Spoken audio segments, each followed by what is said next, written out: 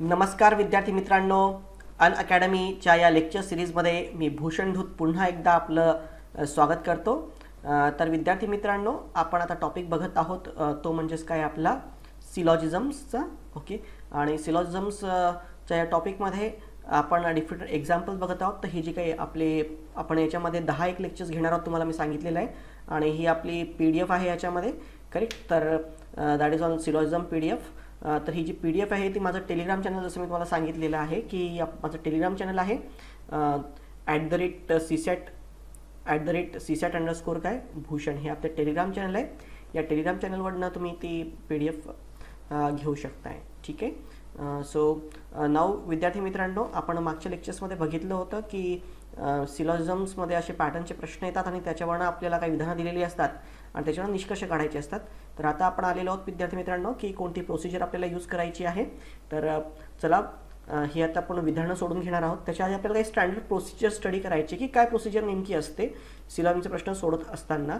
Okay, so then we will see की कशा प्रकारे आपण सिलॉजिझमचे प्रश्न सोडवतो। तर जेव्हा विद्यार्थी मित्रांनो तुमच्या याच्यामध्ये असे काही एक्झाम्पल्स तुम्हाला येतात एक्झामिनेशन्समध्ये, जेव्हा समजा असं एक्झाम्पल आलं तर त्याचे जे प्रिमाइस आहेत, जे विधानं दिलेली आहेत, हे जे 2 पहिले विधानं दिलेली आहेत त्याच्यावरनं डायग्राम ड्रॉ करा। त्याला आपण म्हणतो व्हेन डायग्राम पद्धत सोडवा। तसं बघितलं तर सिलॉजिझम सोडवण्याच्या अनेक पद्धती आहे।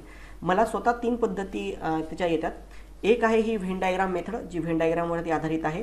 त्यानंतर दुसरी आहे ती राईट रॉंगची मेथड आहे, त्याला म्हणतात डिस्ट्रीब्युशन मेथड, तो मेथड ऑफ डिस्ट्रीब्युशन असते ती। ओके, आणि तिसरी आहे AEIO, जी आपण बघितलं ना। ए म्हणजे काय, युनिव्हर्सल अफर्मेटिव्ह। ओके, सो आपण जे काही स्टेटमेंट्स बघितलेत, सो त्याच्या बेस्ट काही रूल्स आहेत। सो हे जे काही स्टेटमेंट्स आहेत AEIO मेथडचे बेस्ट, सो याच्या मेथडवरती काहीतरी रूल्स आहेत, तर ते रूल्स आपल्याला फॉलो करायचे लागतात। That is non as method of AEIO। So 3 method मला माहिती आहेत। So when diagram method, distribution method आणि AEIO मेथड। याच्यापैकी मित्रांनो जर का तुम्ही राज्यसेवा पूर्वपरीक्षेच्या अनुषंगाने विचार केला, इव्हन मी MBA वगैरेला टीच केलेलं असताना डिस्ट्रीब्युशन मेथडने टीच केलेलं, पण आपल्या राज्यसेवा परीक्षेचे उदाहरणं जर का तुम्ही बघितले तर हे उदाहरणं सोडवताना बेटर मेथड जी आहे इतर कोणत्याही मेथडपेक्षा ती बेस्ट मेथड आहे, ती आहे आपली व्हेन डायग्राम मेथड, बरोबर आहे। सो म्हणून आपण व्हेन डायग्रामच्या याच्यामध्ये कशा प्रकारे आपण एक्झाम्पल सोडवतो ते बघणार आहोत। तर इथे लिहिलेलं आहे व्हेन आकृतीने सिलॉजिझम सोडवण्याचे नियम। मग पहिला प्रश्न काय, सर्वप्रथम दिलेल्या विधानांवरून बेसिक डायग्राम काढा। आता सगळ्यात तो काय म्हणतो की जेव्हा आपण एक्झाम्पल, तो तुम्हाला जे काही विधानं दिलेली आहेत ती विधानं आपण आता बघितलीत, तर विधानावरून एक बेसिक डायग्राम काढा। मग आता पहिला मुद्दा की बेसिक डायग्राम म्हणजे काय, पहिला मुद्दा काय येणार तुमच्याकडे की बेसिक डायग्राम म्हणजे काय। आता म्हणतो की बेसिक डायग्राम काढा, हा पहिला नियम आहे। मग आता बेसिक डायग्राम म्हणजे काय, तर बेसिक डायग्राम म्हणजे काय की जी डायग्राम कमीत कमी छेदलेली असली पाहिजे। सो सर्वात कमी छेदलेली म्हणजेच काय, सो लिस्ट ओव्हरलॅप्ड। सो कमीत कमी छेदलेली यालाच काय म्हणणार आपण, सो लिस्ट ओव्हरलॅप्ड झालेली डायग्राम ती असली पाहिजे, ठीक आहे ना। सो त्यालाच म्हणतो कमीत कमी छेदलेलं असणं। ओके, हां, सो लिस्ट ओव्हरलॅपिंग, सो कमीत कमी छेदलेली म्हणजेच काय, लिस्ट ओव्हरलॅप झालेली असली पाहिजे। मग आता तुम्ही म्हणणार की लिस्ट ओव्हरलॅपिंग म्हणजे काय, तर त्यासाठीच मी आता तुमचे स्टेटमेंट्स घेतलेले आहेत। ओके, चला हे स्टेटमेंट घेऊयात। आता आपल्याला माहिती आहे की मी तुम्हाला सांगितलं की जगामध्ये फक्त 4 टाईपचे स्टेटमेंट होऊ शकतात।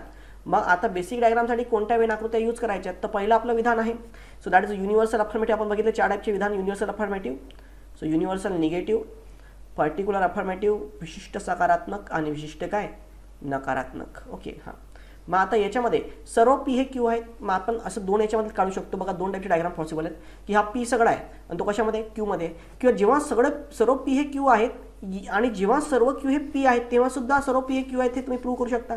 म्हणजे 2 टाईपचे डायग्राम पॉसिबल आहेत। यापैकी तुम्ही कोणत्या टाईपची डायग्राम ड्रॉ कराल, तर मित्रांनो बघा की आपल्याला नियम काय सांगतो की आपली डायग्राम जी आहे ती बेसिक डायग्राम कमीत कमी छेदलेली असली पाहिजे। यात पूर्ण इंटरसेक्ट आहेत एकमेकांवर, दोन्ही गोष्टी पूर्णतः काय झालेल्या आहेत, ओव्हरलॅप झालेल्या आहेत। यात हा जो पार्ट आहे हा पार्ट ओव्हरलॅप आहे का इकडचा बाहेरचा, नाही ओव्हरलॅप। तर ही जी डायग्राम आहे पहिलीवाली ही कमी ओव्हरलॅप झालेली आहे।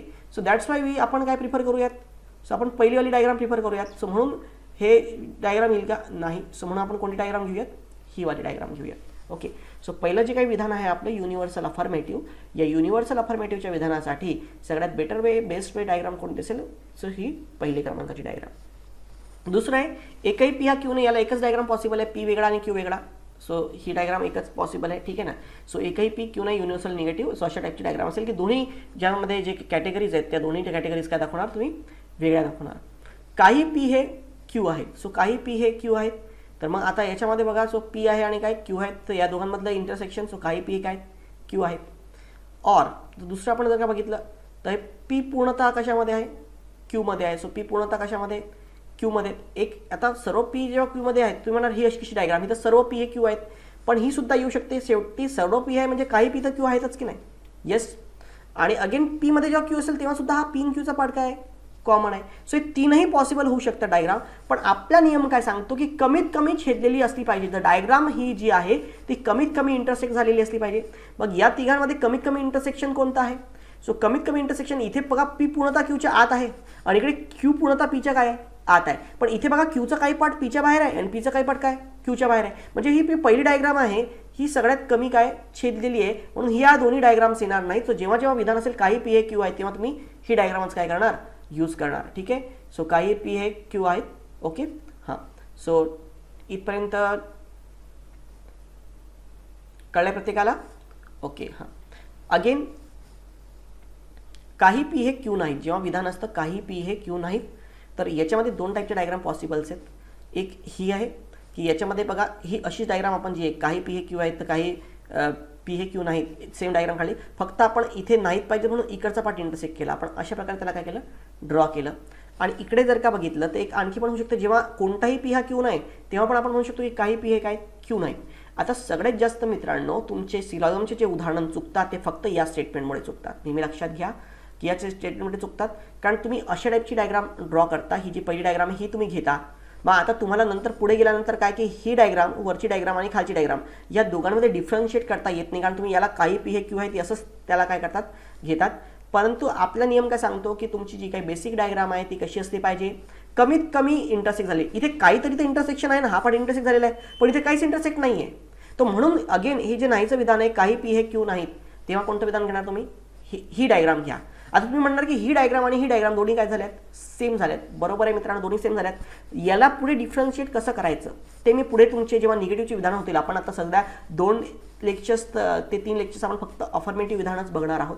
त्याच्यानंतर जेव्हा आपले विधानं येतील ते निगेटिव्हचे चालू होतील तेव्हा मी या दोन्ही एकही पी हा क्यू नाही काही पी हे क्यू नाही याच्यामध्ये दोन्ही डायग्रामला कसं डिफरन्शिएट करायचं ते तुम्हाला निश्चितपणे शिकेल. फक्त आतापर्यंत इतक्या गोष्टी लक्ष द्या.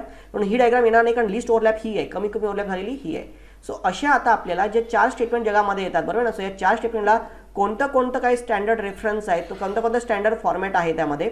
ओके. तो आपण तिथे बघितलेला आहे. ओके.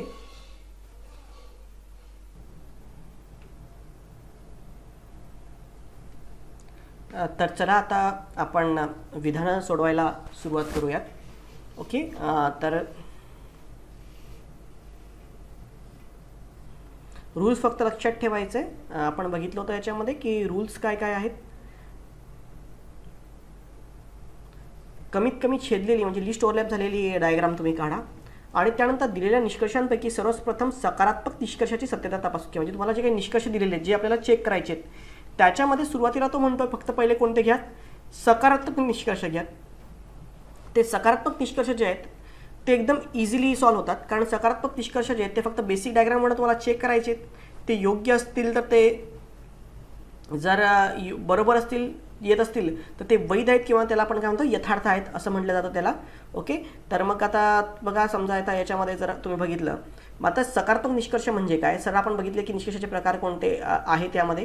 तर आपण समजा एखादं एक्झाम्पल इथे घेतलं. ओके. सो आता सुरुवातीला तर आपण थोडे सकारात्मक निष्कर्षाचेच एक्झाम्पल घेणार आहेत पण काही आता नकारात्मक निष्कर्षाचे पण एक्झाम्पल्स येतील. ओके. हां. आता बघा याच्यामध्ये इथे समजा एखादं तुम्ही विधान आहे, या विधानांवर तुम्ही काहीतरी बेसिक डायग्राम काढणार. काय सर्व वाघ मांजर आहेत, कोणतेही गाय मांजर नाही, काय उंट गाय आहेत. त्याच्यानंतर त्या डायग्रामवरनं हे विधानं जे आहेत आपण तुम्ही चेक करणार. तर आता हे पहिलं विधान जे आहे ते सकारात्मक आहे बरोबर आहे, पण सेकंड विधान जे आहे ते कोणतं आहे, नकारात्मक आहे बरोबर आहे. सो हे काय, हे झालं सकारात्मक विधान, हे काय सेकंडवालं नकारात्मक विधान आहे आणि थर्ड पूर्ण काय सकारात्मक विधान आहे. तर मग विद्यार्थी मित्रांनो हे जे काही नकारात्मक विधान आहे बरोबर आहे ना, सो हे जे काय आहे हे जे नकारात्मक विधान आहे आपण काय करतो सिक्वेन्सनुसार जातो. मग पहिल्यांदा हे सॉल्व्ह करणार, दुसऱ्यांदा नकारात्मक सॉल्व्ह करणार, नंतर तिसऱ्यांदा पुन्हा. असं न करता सकारात्मक विधान फक्त एका स्टेपमध्येच येतं, आपण आता बघितलेलं आहे. तर म्हणून पहिले हे सकारात्मक विधान आहे, पहिलं आणि तिसरं हे चेक करून घ्या. ओके, पहिलं आणि तिसरं काय करून घ्या, चेक करून घ्या. कारण नकारात्मकसाठी प्रोसिजर वेगळी आहे. नकारात्मकसाठी प्रोसिजर काय आहे ते मी तुम्हाला पुढे सांगेल येणाऱ्या लेक्चर्समध्ये. आता समजा बघा, इथे हे विधान आहे, या विधानामध्ये पूर्ण तुम्ही पहिले काय करा, विधान हे फ्रेम करून घ्या. पण इथे पहिलं स्टेटमेंट काय नकारात्मक आहे हे चेक करत बसू नका. पहिले जे सकारात्मक स्टेटमेंट आहे, तर स्टेटमेंट नंबर 2 काय आहे, सकारात्मक आहे, पहिले ते स्टेटमेंट चेक करा.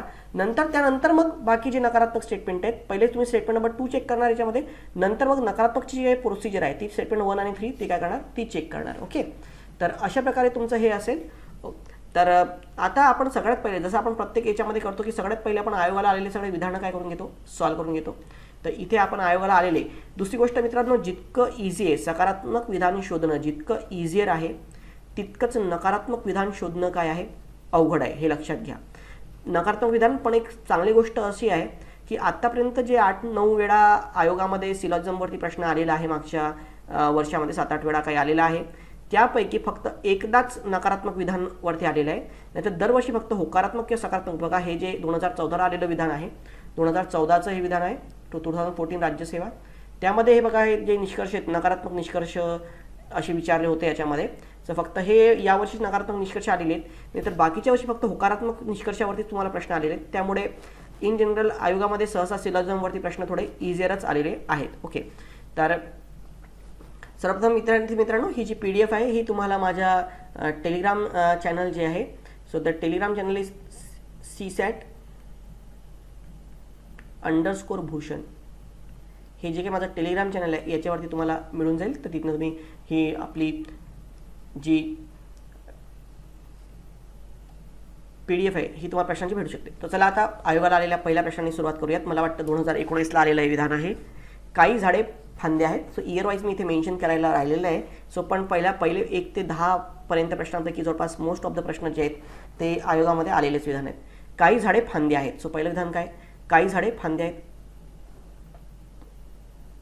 सो ही काय होतील, सो आपण कसं लिहितो, काही झाडे फांद्या, या अशा प्रकारे अशीच घेतो ना आपण, काही P हे Q आहेत, आपण अशी डायग्राम घेतली होती.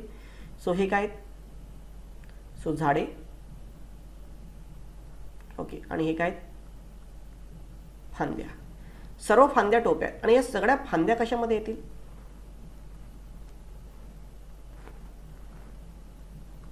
टोप्यामध्ये. आता मित्रांनो, मी अशी सुद्धा डायग्राम घेऊ शकलो असतो, झाडे आणि फांद्या, ठीक आहे, आणि सगळं फांद्या काय, टोप्या आहेत, पण मी टोपी अशी घेतली समजा, या अशा प्रकारे घेतलेत. मी काय घेतलेत, या अशा प्रकारे काय घेतलेत, टोप्या. हे पण विधान चुकलेलं नाहीये, हे सुद्धा येऊ शकतं. अशी सुद्धा डायग्राम एक सेकंड पॉसिबिलिटी, या दोन्ही पॉसिबिलिटीज आहेत. ओके, सो ही सुद्धा पॉसिबिलिटी येऊ शकते. इथे पण बघा, यांनी काही कॉन्ट्राडिक्ट केलंय का, काही झाडे फांद्या आहेत, सो झाडे आणि फांद्या. सर्व फांद्या टोप्या आहेत, सो सर्व फांद्या काय, टोप्या आहेत. बरोबर, सर्व फांद्या काय, टोप्या आहेत. सो दोन्ही पॉसिबिलिटी नंबर 1 आणि पॉसिबिलिटी नंबर 2. सो दोन्ही पॉसिबिलिटीज काय बरोबर आहेत. ओके, परंतु मित्रांनो, आपला नियम आठवा. नियम काय म्हणतो की आपले जे काही डायग्राम असेल, तुम्ही बेसिक डायग्राम ड्रॉ करा. सो दिलेल्या विधानामुळे पहिले आपण बेसिक डायग्राम ड्रॉ करतो, आणि ती जी काही बेसिक डायग्राम आहे ती कमी छेदलेली असली पाहिजे. या दोन्ही डायग्रामपैकी कमी इंटरसेक्ट झालेली किंवा कमी छेदलेली डायग्राम कोणती, तर ऑलरेडी याच्यात पूर्णतः यात इंटरसेक्ट झालंय, ते पूर्ण झाडे त्या टोप्यामध्ये आलेलं आहे. पण इथे झाडेचा काही पार्ट टोप्यामध्ये आहे का, नाही. तर आपल्याला कमीत कमी इंटरसेक्ट झालेली डायग्राम पाहिजे, म्हणून आपण ही डायग्राम घेणार नाही. ओके, सो म्हणून काय घेणार नाही, सो कमीत कमी छेदलेली आपण डायग्राम घेऊया, म्हणून ही डायग्राम आपण घेणार नाही. तर म्हणून हीच डायग्राम आपण घेऊ. आता हे स्टेटमेंट आपलं फ्रेम झालेलं आहे. मग आता याच्यावर 4 विधानं आपण यामध्ये बघूयात. ओके, सो ही आपली बेसिक डायग्राम आहे. बेसिक डायग्रामवरनं फक्त आता आपल्याला काय करायचं, चेक करायचं आहे. काही झाडे टोप्या आहेत.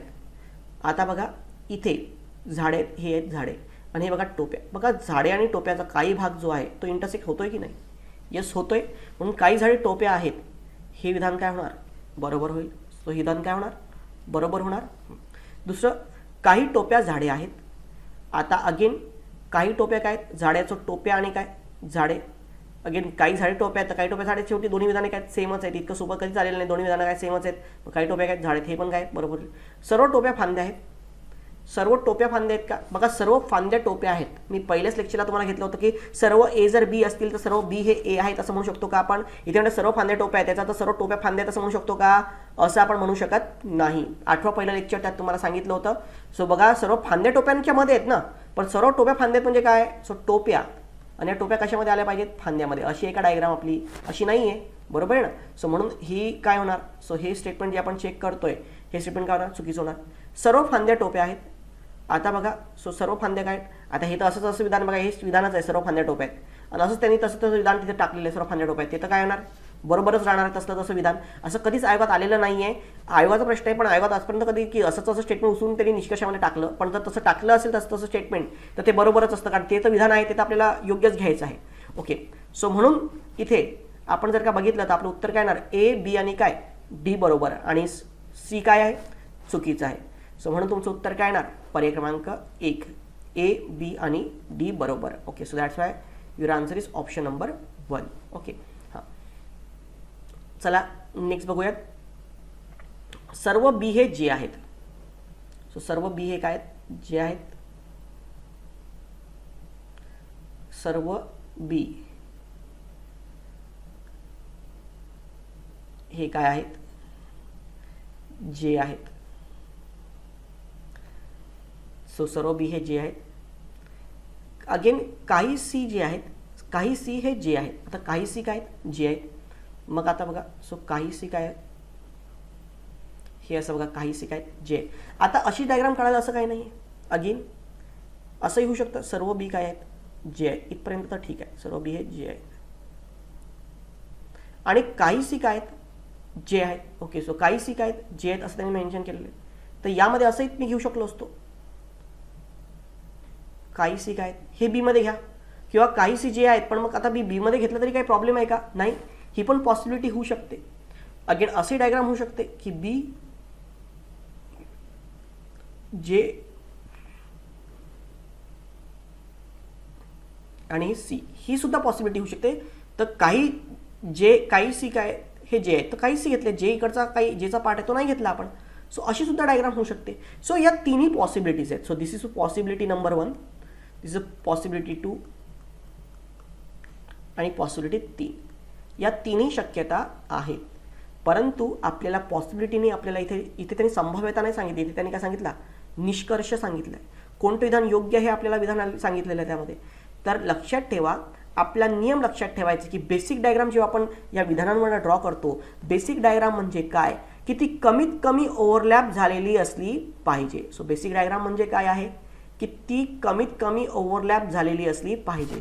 तर मग आता या तिघांमध्ये कमीत कमी ओव्हरलॅप कोणती आहे, इथे सी बी सोबत ओव्हरलॅप झाला आहे, इथे तर बी पुन्हा सी मध्ये आला आहे, पण इथे बी आणि सी काय वेगळे आहेत. तो कमीत कमी ओव्हरलॅप कशामध्ये येणार, या पॉसिबिलिटी नंबर 2 मध्ये येणार. म्हणून ही जी डायग्राम आहे ही आपली काय असेल, बेसिक डायग्राम असेल. ओके, सो म्हणून हीच आपली काय असेल, बेसिक डायग्राम. आणि याच्यावरच आपण काय काढूयात, निष्कर्ष काढूयात. ओके, हां, दिस इज अवर बेसिक डायग्राम. सर्व पी हे सी आहेत आणि सर्व पी काय आहेत, सी आहेत असं त्यांनी विचारलेलं आहे. सो सर्व पी, आता मग इथे काय घेणार आपण, इथे घ्यायला पी, कारण पी हे सगळे सी मध्ये आहे. आता पीला सुद्धा तुम्ही असं करू शकता, म्हणजे आपण बघा, जर इथे बी घेतलं, अगेन इथे काय घेतलं आपण, जे घेतलं, आणि अगेन इथे काय घेतलं आपण, सी घेतलं. ओके, मग सर्व पी सी मध्ये आहेत, तर मी असं पण घेऊ शकतो. सो असा मी घेतला पी, असंही होऊ शकेल, काही चुकलं नाही. ही पण शक्यता आहे, that is also the possibility. पण आपला नियम काय सांगतो, तुम्हाला सांगितलेलं आहे की कमीत कमी छेद दिली, लिस्ट ओव्हरलॅप झालेली असली पाहिजे. आणि लिस्ट ओव्हरलॅप कोणती, इथे याचं ओव्हरलॅपिंग जास्त आहे, जे सोबत पण ओव्हरलॅप झालं, इथे कमी ओव्हरलॅपिंग आहे. म्हणून आपली बेसिक डायग्राम कोणती असेल, हीच डायग्राम असेल, बरोबर आहे ना. सो ही वाली डायग्राम ही झाली आपली बेसिक डायग्राम. सो तिन्ही विधान आपले आलेले आहेत. सो ऑल द 3 स्टेटमेंट्स आपण घेतलेले आहेत, that is a basic diagram. हां, काही सी हे बी आहेत. सो बघा, काही सी बी आहेत का, नाही. मी तुम्हाला पहिले सांगितलं की अफर्मेटिव्ह स्टेटमेंट आधी घेऊन घ्यायचे. आता बघा, काही बी हे सी आहेत, काही बी सी आहेत का, नाही. तर हे पण काय होणार, चुकीचं होईल. ओके, सो हे पण होईल का, नाही. ओके, सो बघा, सर्व बी हे सी आहेत आपण बघितलं, काही सी जे आहेत, काही सी काय जे आहेत घेतलं, आणि सर्व पी आहेत काय सी आहेत. काही सी हे बी आहेत. सो काही सी बी आहेत का, नाही, वेगळे आहेत. सो सी इकडे वेगळा आहे, हा बी वेगळा आहे, हा सी वेगळा आहे. काही बी हे सी आहेत. सो काही बी सी आहेत का, नाही, हे पण काय चुकीचं आहे. सो काही बी सी आहेत का, नाही. एकही पी हा जे नाही. आता इथे आला निगेटिव्ह विधान, नकारात्मक विधान कसं शोधायचं, याची प्रोसिजर फार लेंदियर आहे, पण मी तुम्हाला अजून ती शिकवलेली नाही आहे. मी तुम्हाला सांगितलं आपण 2 लेक्चर्स तरी होकारार्थीच विधानं घेऊयात, त्यानंतर 2-3 लेक्चर्स नंतर आपण नकारार्थीला सुरुवात करूयात. म्हणून एकही पी हा जे नाही असं आपल्याला विधान आलेलं आहे की एकही पी काय नाही आहे, जे नाही आहे. ओके, तर मग एकही पी हा जे नाही. तर आतापर्यंत तुम्हाला मी एक नियम सांगितला होता, पहिल्याच लेक्चरला आठवा, जर सगळे विधानं सकारात्मक असतील, बरोबर ना, सगळे विधानं जर होकारार्थी असतील किंवा सकारात्मक असतील तर त्यांच्यावर नकारात्मक निष्कर्ष येऊच शकत नाही किंवा येतच नाही. सो आपण असं काही पण डिराईव्ह करू शकत नाही. सो काहीच तुम्हाला फ्रेम करण्याची किंवा काय इथे असं नका करू की एकही पी हा जे नाही तर पी वेगळा आहे बघा आणि जे वेगळा आहे असं नाही. बेसिक डायग्रामवरनं नकारार्थी विधानं घ्यायची नाहीत. बेसिक डायग्रामचा रूल कशासाठी आहे, फक्त होकारार्थी विधानाचा आपण रूल बघितलेला आहे म्हणून पी वेगळा आहे आणि जी वेगळा आहे आणि म्हणून काय एकही पी हा जे नाही पी वेगळा आणि जे असं घ्यायचं नाही. सरळ सरळ निगेटिव्हची प्रोसिजर नंतर सांगेल पण आत्ताच्यासाठी लक्षात ठेवा, जर सगळेच विधानं ही दिलेली विधाने जर होकारार्थी असतील तर कोणत्याही परिस्थितीमध्ये नकारार्थी निष्कर्ष येऊ शकत नाही. म्हणून ही तिन्ही विधाने काय आहेत, चुकीची आहेत. म्हणून तिन्ही विधाने काय आहेत, चुकीची आहेत. म्हणून तुमचं उत्तर काय येणार, पर्याय क्रमांक 4. सो दॅट्स वाय तुमचा आन्सर काय होईल, ऑप्शन नंबर 4. ओके, सो पर्याय क्रमांक 4. ओके.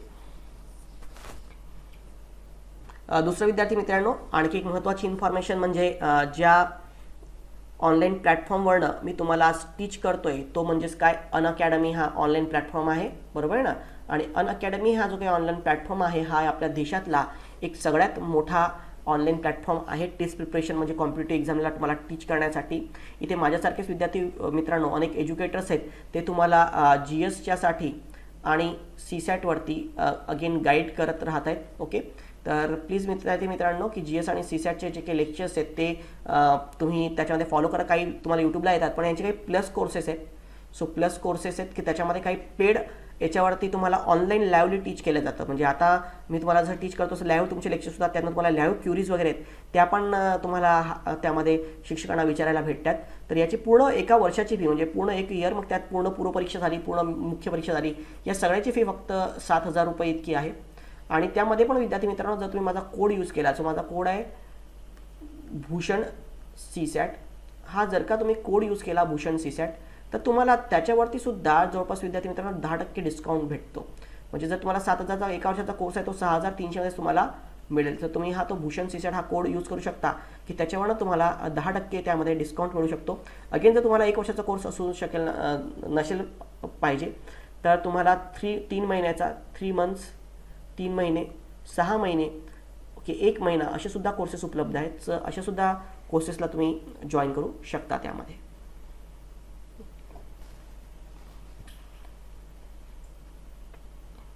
ओके, सो चला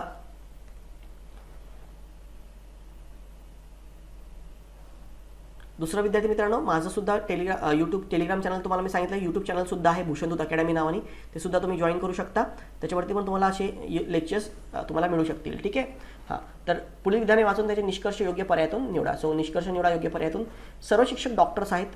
सो सर्व शिक्षक काय आहेत, डॉक्टर्स आहेत. तर बघा सर्व शिक्षक आहेत,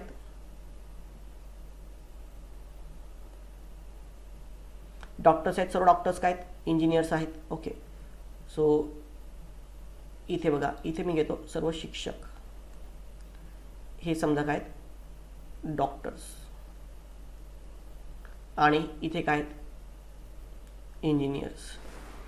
आणि सर्व इंजिनियर्स जे आहेत ते काय आहेत, विद्यार्थी आहेत. सो सगळ्यात आत काय शिक्षक आहे, सर्व शिक्षक काय आहेत, डॉक्टर्स आहेत. सर्व डॉक्टर्स काय आहेत, इंजिनियर्स आहेत. आणि सगळे इंजिनियर्स काय आहेत, विद्यार्थी आहेत. अशा प्रकारे तुमचं ते फ्रेमिंग होईल. एकाच्या आत एक, एकाच्या आत एक असे हे सर्कल्स होतील. बरोबर आहे. हां, मग सर्व तो म्हणतो की कोणती विधाने सत्य असल्यास. आता ही झाली आपली बेसिक डायग्राम. ओके, सो आपण अशी बेसिक डायग्राम फ्रेम केली.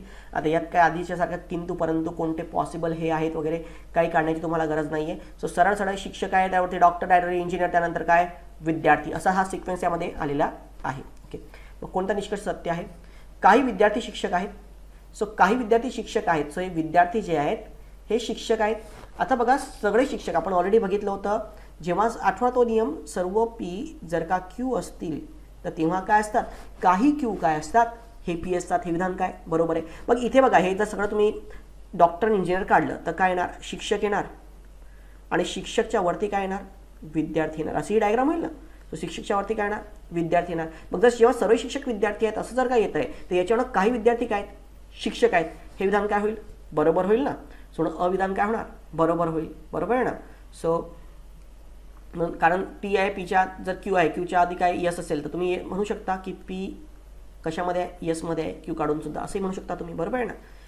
सो इन जनरल बघा, समजा आपलं पुणे शहर आहे. ते जर महाराष्ट्रामध्ये, पुणे कशामध्ये, महाराष्ट्रामध्ये, आणि महाराष्ट्र कशात, भारतात आहे, तर तुम्ही काय म्हणू शकता की पुणे कशामध्ये आहे, भारतामध्ये, असं विधान काय करू शकता तुम्ही घेऊ शकता. देन सर्व डॉक्टर्स, आता ही झाला, मला कन्फ्यूज होईल आणखी, तर हे काढून टाकूया आपण. डायग्राम्स आपली बेसिक डायग्रामच ठेवूयात, जी लिस्ट ओव्हरलॅप झालेली आहे, हीच आपली बेसिक डायग्राम आहे की BD. सर्व डॉक्टर्स काय आहेत, विद्यार्थी आहेत. सर्व डॉक्टर्स काय आहेत, विद्यार्थी आहेत. सो सर्व डॉक्टर्स अगेन बघा, शिक्षक काहींना समजा बघायला इश्यू होत असेल तर हे बघा, हे डॉक्टर्स आहेत. बघा इथे काय होतं, मी पुन्हा एकदा डायग्राम काढतो. हे शिक्षक, डॉक्टर्स, इंजिनियर्स आणि विद्यार्थी. सो आता बघा थोडीशी क्लिअर दिसेल तुम्हाला. ओके, मग आता याच्यामध्ये, या केसमध्ये जर का आपण इथे बघितलं, ठीक आहे, असं लक्षात आलं तुम्हाला. सर्व डॉक्टर्स काय आहेत, विद्यार्थी आहेत. येस, बरोबर आहे. सो सर्व डॉक्टर्स इथे बघा, आता डॉक्टर्स सगळे विद्यार्थ्यांमध्ये आहेत की नाही. सो सर्व डॉक्टर्स विद्यार्थी, विधान काय होणार, बरोबर येणार. सो हे सुद्धा विधान काय, बरोबर आहे. काही इंजिनियर शिक्षक आहेत. अगेन इंजिनियर जो आहे हे शिक्षका, काही आता सर्व शिक्षक काय आहेत, इंजिनियर आहेत. मग सगळे P जर हे क्या Q आहेत, तर याचा अर्थ काय की काही Q काय P आहेत. हे विधान काय, बरोबर आहे. इथे सगळे शिक्षक जर इंजिनियर्समध्ये आहेत तर काही इंजिनियर्स काय आहेत, शिक्षक आहेत. हे विधान काय होणार, बरोबर होणार. अगेन D, सर्व डॉक्टर्स शिक्षक आहेत. सो सर्व डॉक्टर शिक्षक आहेत. आता बघा इकडे काय विधान आहे, सर्व शिक्षक डॉक्टर्स आहेत. अगेन आठवा आपला नियम, मी तुम्हाला पहिल्या लेक्चरमध्ये सांगितलं, सर्व A जर B असतील, याचा अर्थ सर्व B हे A आहेत असं म्हणू शकतो का आपण, नाही म्हणू शकत. सर्व शिक्षक हे डॉक्टरमध्ये आहेत, याचा अर्थ सर्व डॉक्टर शिक्षकात आहेत का, याचा अर्थ सर्व डॉक्टर काय आहेत, शिक्षक आहेत असं म्हणू शकतो का आपण, असं आपण म्हणू शकत नाही. म्हणून हे विधान सुद्धा काय, हे विधान काय होणार, चुकीचं होणार. म्हणून कोणते निष्कर्ष योग्य होतील, अ, ब आणि काय, क. अ, ब, क हे 3 निष्कर्ष काय आहेत, बरोबर होतील, सत्य होतील. मग आता याच्यामध्ये जर काय तुम्ही बघितलं पर्यामध्ये, तर तुमचं उत्तर काय येणार, 4. ड वगळता सर्व निष्कर्ष काय आहेत, सत्य आहेत. So answer is what, option number 4. So ड वगळता सगळे निष्कर्ष सत्य आहेत. ओके, तर विद्यार्थी मित्रांनो, ही 3ही आज आपण जी काही विधानं बघितली, सो आज आपली 3च उदाहरणं झालेली आहेत. ओके, ही 3ही उदाहरणं जी आहेत ती आयोगामध्ये काय केलेली आहेत, आलेली आपली उदाहरणं आहेत. सो आज थोडं आपलं इंट्रोडक्शन पण आपलं झालं, आपण टीच पण केलं त्याच्यामध्ये की काय कशी प्रोसिजर वगैरे म्हणून वेळ लागला. उद्यापासून आपण प्रयत्न करूयात की दर लेक्चरला आपले 7 ते 10 उदाहरणं आपले सॉल्व करून होतील. ठीक आहे, so that's why will stop here today. विद्यार्थी मित्रांनो, चला इथे थांबूयात. ओके, थँक्यू व्हेरी मच विद्यार्थी मित्रांनो, धन्यवाद.